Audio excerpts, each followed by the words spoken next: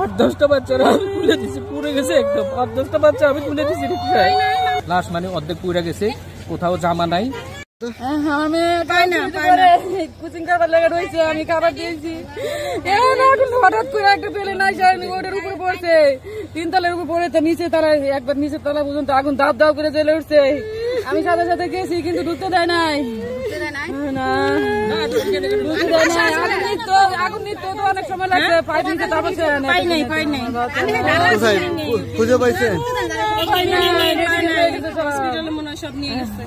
খুঁজে পাইছেন আপনার? না, পাওয়া যায় নাই তো, হসপিটালে নিয়ে গেছে মনে হয়।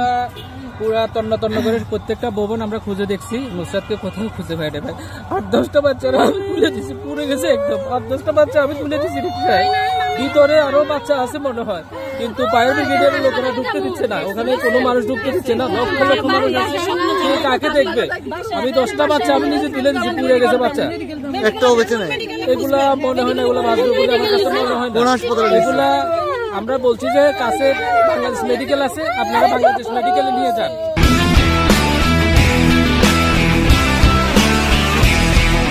কয়েকটা বাচ্চা ওভাবে নিয়ে গেছে।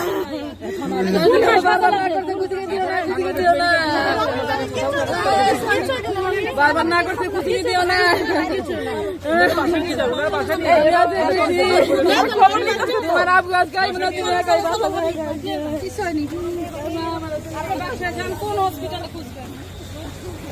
কত শিক্ষার্থী হতাহত হয়েছে একটু বলেন তো?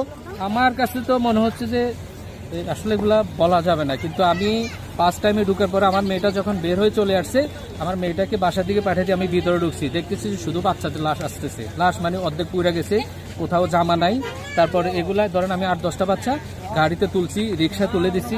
এবার পুলিশ বাইরে আসছে, তারপর আমি বাইরে আসছে, ওনারাও করছে, আর জনগণ মিলে করতেছে। এরপরে অসংখ্য জনগণ আসছে, যেখানে আপনারা ঢুকার কোনো আর মানে স্কোপ ছিল না। ভিতরে কিন্তু ধাও ধাও করে আগুন জ্বলতেছে।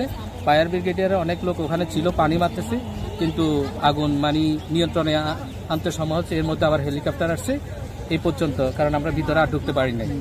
আমার কাছে মনে হচ্ছে অনেক বাচ্চা ভিতরে থাকতে পারে।